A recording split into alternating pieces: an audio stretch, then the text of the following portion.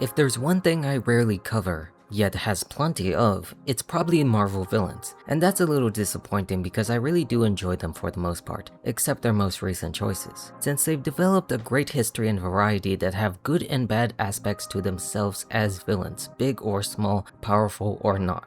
And there's only one way I sought to start out this one, not with the obvious choices like Thanos, but probably a foundational villain that helped Marvel develop into what it needed to be in the future with the Spider-Man franchise. And yes, this of course is talking about Green Goblin as played by Willem Dafoe in the Raimi trilogy and the MCU as of recent times. I mean, I'll have more to say on that later with No Way Home as a film that still works, but let's just focus on the character that made the most impact, which clearly the Green Goblin did. If we chart him in both films, we see a character that has made a profound imprint on Peter Parker in any version that created him into becoming the greatest and ultimate enemy of Spider-Man. His quotes from both films are also the most memorable aspects of Marvel regarding lines about himself, with the inner conflict and his adversarial nature against Spider-Man. Like, there are plenty of Spider-Man villains that are very important and they too stand on their own, but nobody can really deny who was the main effect on Peter Parker's life to do better and not give in to his darker edges that would have actually turned him into the Goblin as a result. I find him more as the older image of a potential Peter had he not listened or taken to heart Uncle Ben's words, with great power comes great responsibility. The opposite half, that of power that corrupts and turns you into an evil maniac bent on the will of chaos rather than control, or control over such chaos with himself, because the Goblin persona is one that seeks to break down people into their raw forms, their inner passions or twisted ideals, to destroy the society that puts expectations on them for selfish reasons and create one that bends to his will. But how his lesson also teaches us a case that no matter how right someone can look, it's better to be wrong most of the time before you end up becoming the worst version of yourself. To not push for the brink because you think you can do more. Now with that said, let's go back to the beginning. In Sam Raimi's Spider-Man in 2002, Norman Osborn is introduced as this brilliant yet ambitious founder and CEO of Oscorp Industries, a cutting-edge company specializing in military technology and performance enhancers. As the father of Harry Osborn, Peter Parker's best friend, Norman is portrayed as a workaholic industrialist who values intellect, strength, and success above all else, the type of people who push and strive for those motivational speeches. He forms an immediate bond with Peter, impressed by the young man's scientific curiosity and self-reliant nature, qualities he wished his own son possessed. This mentorship dynamic sets up Norman as a potential father figure, contrasting with his own strained relationship with Harry, who he sees as lacking the drive and ambition to inherit the empire. At this point, Norman appears as a charismatic if somewhat distant businessman navigating the high-stakes world of corporate defense contracts. The turning point of course comes when Oscorp faces a major crisis. The US military, represented by General Slocum, threatens to pull funding and award a lucrative super soldier contract to his rivals over at Quest Aerospace because Oscorp's experimental performance enhancing serum has proven to be unstable, driving test subjects insane. And desperate to save his company and prove his formula's viability under a tight deadline, Norman makes a fateful decision. Ignoring warnings from his colleagues, he injects himself with the serum in a private test lab, where the formula grants him superhuman strength, agility, and reflexes, but at a devastating cost, shattering his psyche, birthing a deranged alternate personality that embodies his repressed rage, ambition, and desire for unchecked power. This split personality fully emerges as Green Goblin. The serum effects transform Norman into a sadistic, cackling maniac who quickly eliminates threats to his control.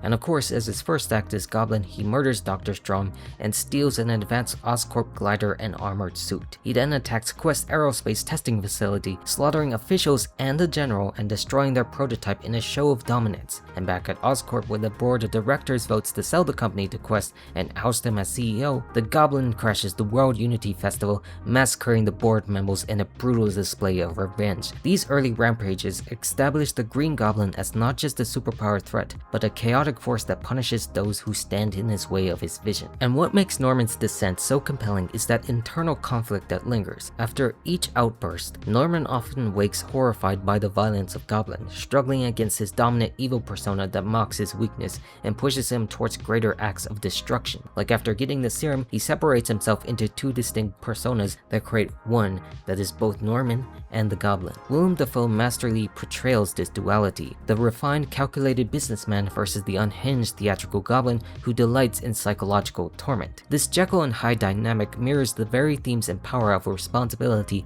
that define Peter's own journey, positioning Norman as a dark reflection of what unchecked ambition can create.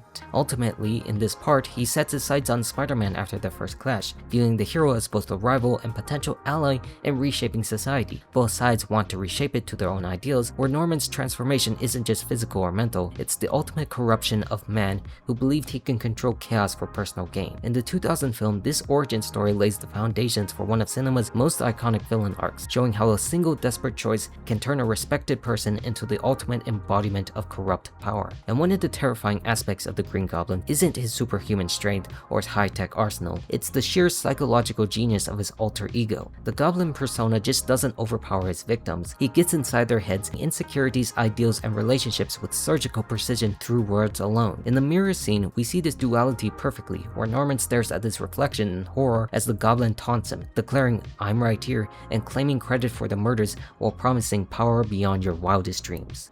Me, your greatest creation, bringing you what you've always wanted. Power beyond your wildest dreams, and it's only the beginning. The Goblin manipulates Norman for framing him as the bold, decisive edge that he's always suppressed, the voice that says Norman wants to say but does what he can't. This internal gaslighting keeps Norman trapped, oscillating between guilt and denial and unable to fully reject the monster he's become, the separation where the true person is hidden underneath the terrifying exterior. And when Goblin turns his attention to Peter Parker, the manipulation reaches its peak. After their first major clash, he kidnaps Spider-Man and delivers one of the film's most chilling monologues. You and I are not so different. I chose my path, you chose the way of the hero. And they found you amusing for a while, the people of this city. But the one thing they love more than a hero is to see a hero fail, fall, die trying. In spite of everything you've done for them, eventually they will hate you.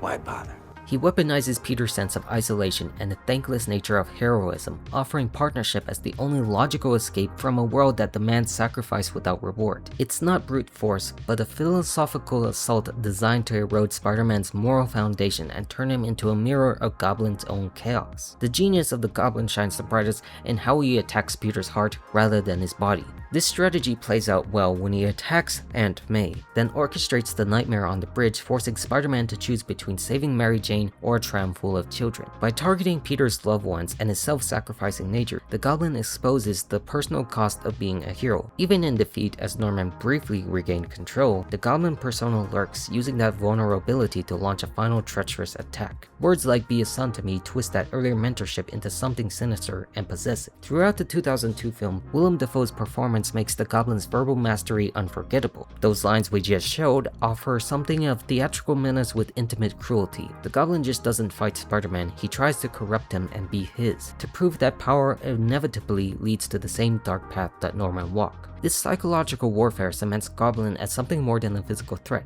He's a mirror held up to Peter's potential future, daring him to embrace the chaos instead of clinging to responsibility. In the end here, the Goblin's greatest power lies in his ability to articulate the darkest truths about power and human nature. He doesn't need to win every battle with his strength, when his words can plant the seeds of doubt that linger long after the fight ends. And the climax of Spider-Man actually represents this, delivering not just a brutal physical showdown, but one of the most emotionally layered villain deaths in superhero history. After Peter gains the upper hand in the abandoned building, the Goblin persona begs and manipulates him, positioning himself as the mentor and father figure after exposing him as Norman underneath that exterior. The Goblin killed, I had nothing to do with it. Don't let him take me again. The Goblin uses Norman's genuine moment of vulnerability as a weapon, trying to exploit Peter's loyalty and compassion to secure mercy or alliance. It's a final desperate twist of the knife, blending two identities to humanize the monster just enough to break Spider-Man's resolve. Yet Peter, rooted in Uncle Ben's lesson, actually overpowers this manipulation. He rejects that plea outright with this quote, "I have a father. His name was Ben Parker." Where in that moment, Peter's spider sense and moral clarity cut through the Goblin's psychological games. He refuses to let the cycle of corruption claim him, choosing responsibility over revenge or alliance. The Goblin, furious at this, attempts one last treacherous plan with his glider, but then only to die because his reflexes saved him, resulting in the machine impaling Norman himself. The death carries profound sadness too. The ambitious, flawed man who once impressed Peter is gone, destroyed by the very power he sought to control. In his final moments, the real Norman emerges, weak, regretful, and human, the truth of who he was. And with his dying breath, he whispers one last plea to Spider-Man. Peter, don't tell Harry. One that shows heartbreak to spare his son without the pain of knowing the truth. It's a flicker of caring father beneath the madness. A man aware of his own legacy could shatter his own son's world. This quiet, tragic line lands with genuine sorrow, underscoring that Norman was really never purely evil, but a victim of his own ambition and the serum's corruption. And Dafoe's performance makes this shift devastating, humanizing the villain right as he falls. And this single plea ripples throughout the Raimi trilogy with devastating consequences. Harry believing Spider-Man murdered his father spends Spider-Man 2 haunted by Norman's hallucinations and driven by misplaced vengeance. The "don't tell Harry" request becomes an unspoken curse. Harry discovers the truth anyway and it consumes him. And by Spider-Man 3, Harry adopts that Goblin persona and technology, becoming a reflection of his own father's downfall. That same cycle of power, rage, and manipulation repeats to Harry, leading to his own tragic death. Norman's death isn't a clean victory for Peter. It plants seeds of guilt, fractured friendships, and inherited darkness that defines the rest of the series. In many ways, the sadness of Norman's death elevates the Green Goblin beyond a one-film villain. It reminds us beyond the cackling mass and glider bombs was a man whose greatest failure was losing himself. And his final act of love couldn't save his son from repeating the same mistakes. And Peter would live with that regret for the rest of his life as time would go on and the time that would come to bring the Goblin back into the MCU. And the genius of bringing Willem Dafoe's Green Goblin back in Spider-Man No Way Home lies in how it immediately reignites this internal war between Norman and his alter ego in a brand new universe. Pulled through by strange botched spell by Peter, Norman arrives disoriented in the MCU, still clad in his full Goblin armor from the moment just before his death, where his first appearance is pure menace, attacking on the bridge in a classic Goblin fashion, but then comes this pivotal transition. In a quiet alley, Norman smashes his own helmet, shattering the symbol of his monstrous side in a desperate bid to suppress the Goblin and seek help. This moment brilliantly contrasts with the other pulled villains like Doc Ock or Electro, who largely remain consistent with their own established personas by the time of their death. For Norman, the multiverse offers a fresh start, or at least the hope of one, where both sides of him are actively wrestling for dominance in a new universe. In the MCU verse, we see a more nuanced battle than ever before. Norman genuinely tries to cooperate with Peter 1, helping the Sanctum and working on cures with the other villains. He's horrified by what the Goblin has done and wants redemption, yet the Goblin persona leaks just beneath the surface, taunting him and internally gradually seizing control. This internal struggle adds layers other antagonists don't have. They're mostly set in their ways, while Norman is a man at war with himself. The film cleverly uses Dafoe's expressive face, now unmasked in this film for most of the runtime instead of using the old Goblin face, to show how he switches with the sincere, remorseful scientist versus the unhinged, cackling force of chaos. It's a masterful evolution that deepens the character without erasing his Raimi roots. And that transition peaks during the climax when the Goblin fully reasserts the dominance, rejecting the cure and killing Aunt May in one of the most shocking and personal moments in the MCU. That's some neat trick. That sense of yours. His taunt to Peter echoes the manipulative philosophy he had in 2002, but now aimed at a younger, more vulnerable Spider-Man still reeling from loss. Unlike the other villains who get their redemptions or defeats, the Goblin's return forces Peter to confront the same dark mirror that his Raimi counterpart faced, nearly pushing him to kill. It's a reminder that some threats aren't just physical, they're ideological and deeply psychological. And one of the greatest strengths of Green Goblin's return in No Way Home is the masterful uncertainty it creates. You genuinely don't know whether it's him or the Goblin who's about to resurface. After smashing his helmet in the alley, Norman does appear sincere, vulnerable, and cooperative. He seeks refuge, help at the shelter with Aunt May, and actively works alongside Peter 1 on cures for the other villains. For a while, it feels like the multiverse has given him a real shot at redemption, and this ambiguity keeps Peter and the audience on edge, mirroring Norman's own internal struggle. Unlike other multiversal foes who wear villainy more openly, Norman and the Goblin blurs the line so effectively that you're left questioning whether every helpful moment is genuine or just part of a long con. And this tension does explode when Peter's spider sense finally goes off after curing Octavius. That subtle creeping realization that Goblin truly left is pure genius, that Spider-Man actually spot him and he comes out. No more darker half. Did you really think that I'd let that happen. Even after supposedly destroying the mask and suppressing the persona, the evil side still is there, because that is himself, biding his time, waiting in the room, listening and plotting. The switch happens seamlessly, and suddenly the cooperative Norman is gone, replaced by the cackling force that murders Aunt May and rallies the other villains to get out. This unpredictability makes the Goblin far more dangerous than a straightforward threat. It's not just about where he appears in armor, it's about how he weaponizes trust and hope, turning Peter's kindness against him in the most devastating of ways. And of course, what truly elevates this portrayal is how Willem Dafoe shines brighter than before, even without the iconic Goblin helmet for much of the film. His face becomes the battlefield as Norman fights for control, with the micro expressions of horror and exhaustion, and then the satisfying, terrifying shift to the Goblin's wild glee and predatory confidence. Dafoe's voice work, physicality, and sheer intensity carry this duality with raw power, and dare I say, it's even more compelling than the original film. The helmet once hid and defined the monster, where here, it's removing it exposes the horror of the transformation in real time, making every switch hit harder and feel more intimate. This approach makes the Goblin feel more alive and unpredictable in a way that perfectly suits a multiversal story. The audience is never quite sure whether Norman ends and the Goblin begins, which keeps the stakes personal right up to the finale. And it reminds us why this character endures. It's not the gadgets or the glider, but the human and inhuman depth he brings to every scene. In No Way Home, the Goblin just doesn't return. He evolves, proving he is the ultimate Spider-Man villain who thrives best when you can't fully separate the man from the monster. But the ultimate triumph of the Green Goblin in this film is how he transcends just being one Spider-Man's villain in Tobey Maguire's defining rival to become Tom Holland's ultimate Peter Parker villain as well. In the MCU, Peter had faced formidable threats before: Michael Keaton's Vulture, a calculated father figure turned criminal, and Jake Gyllenhaal's Mysterio, whose web of lies shattered Peter's trust in heroes and the world. Those villains did hurt him, expose his youth and inexperience, but they never truly broke him.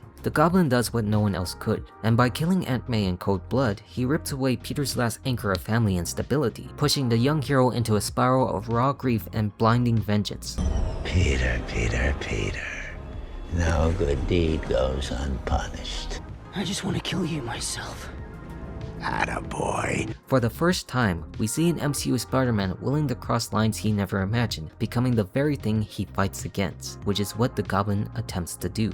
And this is where the multiverse brilliance shines. Tobey's Peter recognized this path immediately, because he lived it as we just talked about. His own failure to fully save Norman Osborn in 2002 left scars, echoes that haunted him throughout the trilogy, and stepping into that final confrontation, we see his younger counterpart headed towards that same darkness he once teetered on. The moment where Tobey's Spider-Man restrains Tom Holland's from delivering the final killing blow to the Goblin is just profound. It's not just about stopping murder, it's about preventing one Peter from repeating the mistakes of another. This intervention carries the weight of experience, that I've been where you are, and only another Spider-Man could deliver in doing so. And as a result, Tobey's Peter finally gets a form of closure on his own unresolved pain with Norman. And what makes this so powerful is the Goblin's greatest weapon was just never his physical strength. We clearly see in the rage-fueled beatdown with Tom Holland's Peter, the Goblin is truly outmatched physically when Peter is let loose. Where the real victory here is how Goblin nearly claims him psychologically. He breaks Peter in a way no other villain had, turning the friendly neighborhood Spider-Man into something unrecognizable, a grief-stricken Avenger ready to kill. Lines like "Gods don't have to choose, we take" cut deep, exploding Peter's loss and tempting him to abandon responsibility entirely. It's the same manipulative genius